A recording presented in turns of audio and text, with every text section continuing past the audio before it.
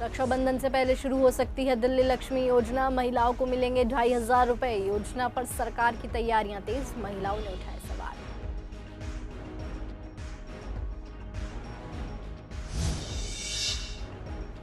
पंकज लूथरा ने विकास और अतिक्रमण पर दिया जोर। पंकज लूथरा बोले, शाहदरा नॉर्थ जोन में विकास को मिलेगी नई रफ्तार।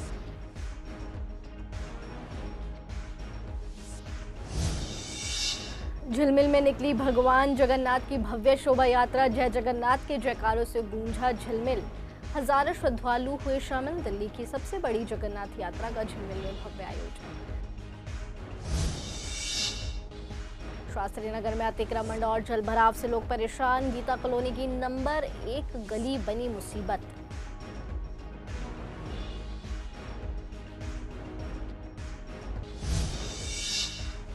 नमस्कार, स्वागत है आपका सीसीएन डिजिटल में। मैं हूं आपके साथ इशिका गुप्ता। रुख करते हैं खास खबरों की तरफ और पूर्वी दिल्ली के इस बुलेटिन में आज सबसे पहले बात करेंगे महिलाओं को मिलने वाली योजना के बारे में। जी हां, दिल्ली सरकार महिलाओं को हर महीने 2,500 रुपए की आर्थिक सहायता देने वाली योजना को रक्षाबंधन के आसपास शुरू करने की तैयारियों में है। मुख्यमंत्री रेखा गुप्ता की अध्यक्षता में हुई समीक्षा बैठक में योजना का नाम बदलकर दिल्ली लक्ष्मी योजना कर दिया गया है और पात्रता के नियम तय हुए हैं। योजना का लाभ 21 से 60 वर्ष की उन महिलाओं को मिलेगा जिनका परिवार कम से कम 10 वर्षों से दिल्ली में हो और वार्षिक आय 2.5 लाख रुपए से अधिक न हो। 4 पहिया वाहन वाले परिवार, सरकारी पेंशन या अन्य नियमित आर्थिक सहायता पाने वाली महिलाएं तथा आपराधिक रिकॉर्ड वाले परिवार इस योजना के दायरे से बाहर रहेंगे। हालांकि स्थानीय महिलाओं ने योजना को लेकर मिश्रित प्रतिक्रिया दी। उनका कहना है कि पहले किए गए वादे जैसे मुफ्त सिलेंडर और 2,500 रुपए मासिक सहायता अब तक पूरे नहीं हुए। महिलाओं का मानना है कि कड़ी पात्रता शर्तों के कारण बड़ी संख्या में जरूरतमंद महिलाएं योजना से वंचित रह सकती हैं। मैं ये कहना चाहूँगी कि जो उन्होंने पहले वादे करे हैं वो तो उन्होंने पूरे करे नहीं हमारे, और फिर ये वादे पे वादे करे जा रही हैं। अब देखो ये देंगी नहीं देंगी, अभी तो हम कुछ कह नहीं सकते। रक्षाबंधन बीत जाएगा फिर उसके बाद पता चलेगा दे नहीं दिए। अभी कोई भरोसा नहीं है हमें, क्योंकि आगे भी इन्होंने वादे करे तो वो पूरे नहीं किए। सर पहले भी ऐसे ही किया था उन्होंने, सारे वादे कर लेते हैं। जब वोट का टाइम आता है तो सारे आ जाते हैं कि भाई हम 2,500 देंगे, हम 3,000 देंगे, हम 2,500 देंगे, लेकिन हमें अभी तक कोई नहीं मिला, कुछ नहीं दिया उन्होंने। और ना ही आगे हमें उम्मीद लग रही कि हाँ वो देंगी। जब आप जीत जाते हैं, हो जाता है सब कुछ उनका, तो वो अलग हट जाते हैं, वो गरीब गुरबा को देखते नहीं है। देखो जी, हमारा नज़रिया तो यही है कि चाहे योजना का नाम कोई भी बदल दो, पहले समृद्धि कर दो, अब लक्ष्मी योजना कर दो या कोई और भी योजना कर दो, मगर योजना को लागू तो करो। अभी तक जितनी इस सरकार ने वादे किए थे कि हम सिलेंडर फ्री देंगे हर त्योहार पर, वो तो अभी तक आया नहीं। रेखा गुप्ता जी ने वादा किया था कि जब हमारी सरकार बनेगी तो हर एक महिला को 2,000 रुपये दिए जाएंगे, अभी तक वो भी नहीं पहुँचे हैं। अभी 2,500 रुपये का नया जुमला जो महिलाओं को देख के अपने पक्ष में करने की बात की जा रही है, तो ये तो मुझे लगता नहीं है कहीं भी लागू होगा कुछ।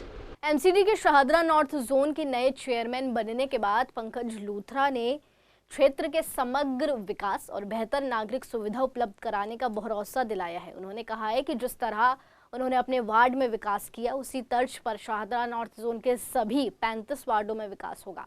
उनके अनुसार सड़कों की मरम्मत, सफाई व्यवस्था, नालों की सफाई और अन्य बुनियादी सुविधाओं से जुड़े कार्यों को प्राथमिकता के आधार पर पूरा किया जाएगा। उन्होंने ये भी कहा कि लंबे समय से लंबित विकास परियोजनाओं को जल्द पूरा करने का प्रयास होगा। पंकज लूथरा ने स्पष्ट किया कि जोन में जहां भी कानून के विरुद्ध अतिक्रमण पाया जाएगा वहां सख्त कार्रवाई होगी और अवैध कब्जे हटाए जाएंगे। उन्होंने कहा कि सभी 35 वार्डों में बिना किसी भेदभाव के समान रूप से विकास किया जाएगा ताकि क्षेत्र के लोगों को बेहतर और सुगम नागरिक सुविधा का लाभ हो। चैलेंज कुछ भी नहीं है, और ये बात कहना कि चैलेंज बहुत बड़ा ऐसा नहीं है। काम करने की इच्छा होनी चाहिए, काम करने की शक्ति होनी चाहिए। दिल्ली में ट्रिपल इंजन की सरकार है। रेखा गुप्ता जी जिस स्तर से दिल्ली में काम कर रही हैं, उसी स्तर का आशीर्वाद उन्होंने स्पेशली हर निगम पार्षद को दिया हुआ है। और आप सीधा ज़्यादा उदाहरण आप देख सकते हैं, मेरे वार्ड में ही देख लें, हर निगम, हालांकि पूरी दिल्ली के हर निगम पार्षद को काम करने के लिए, फंड देने के लिए पैसे मिले।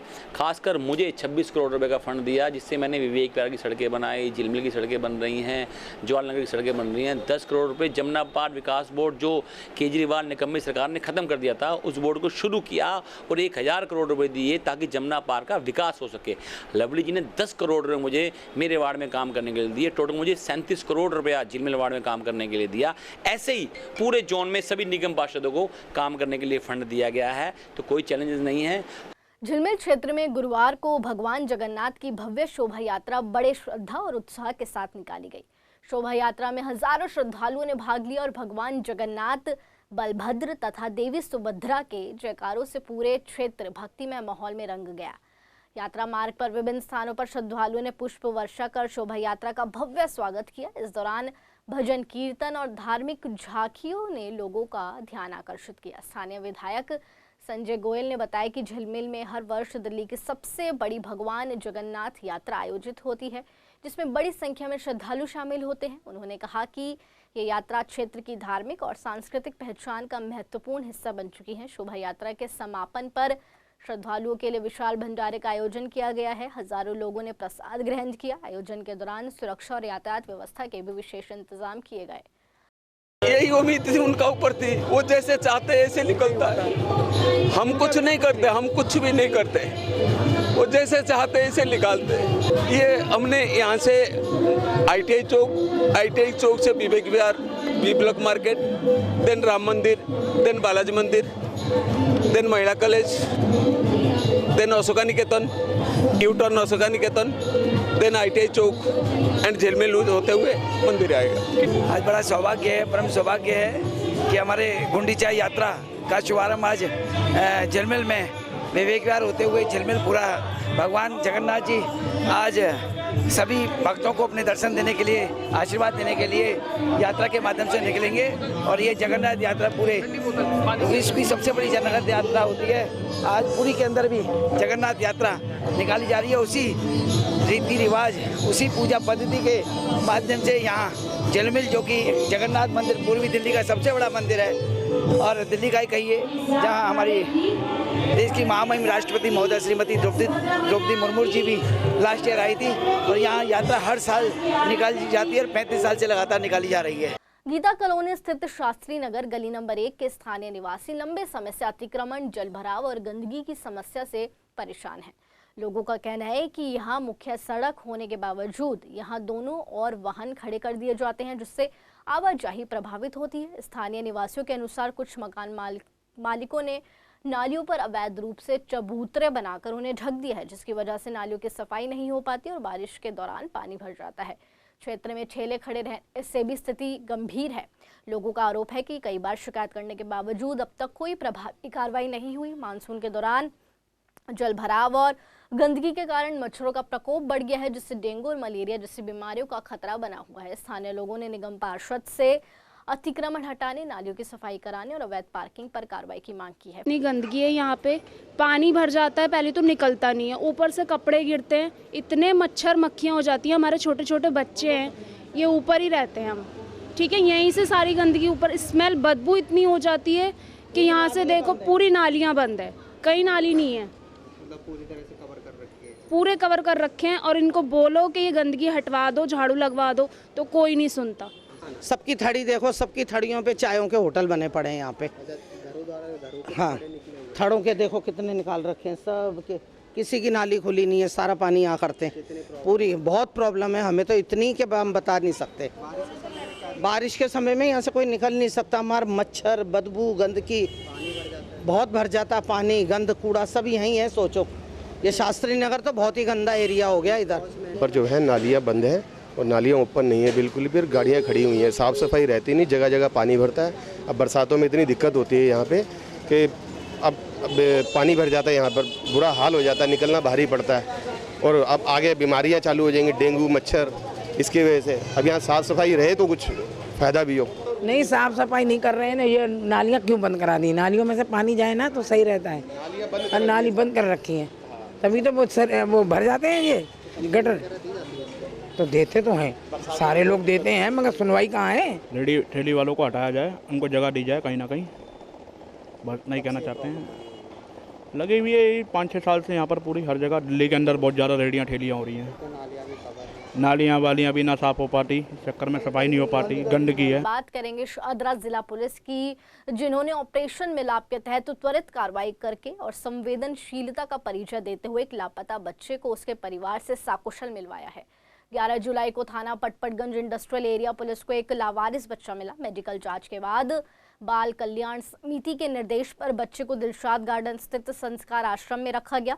अगले दिन इंस्पेक्टर हुकुम सिंह के नेतृत्व में एसआई कुशलपाल, हेड कांस्टेबल रिंकू और महिला कांस्टेबल अनुराधा ने बच्चे की काउंसलिंग की। बातचीत के दौरान बच्चे ने अपना नाम रामनिवास बताया और अपने भाई का मोबाइल नंबर साझा किया। पुलिस ने तुरंत परिवार से संपर्क किया, जिन्होंने बताया कि रामनिवास 11 जुलाई से लापता था। सभी कानूनी औपचारिकताएं पूरी होने के बाद 14 जुलाई को CWUC के आदेश पर बच्चे को उसके परिजनों के सुपुर्द कर दिया गया है। परिवार ने शाहदरा पुलिस की त्वरित और मानवीय कार्रवाई की सराहना करते हुए उनका आभार व्यक्त किया है।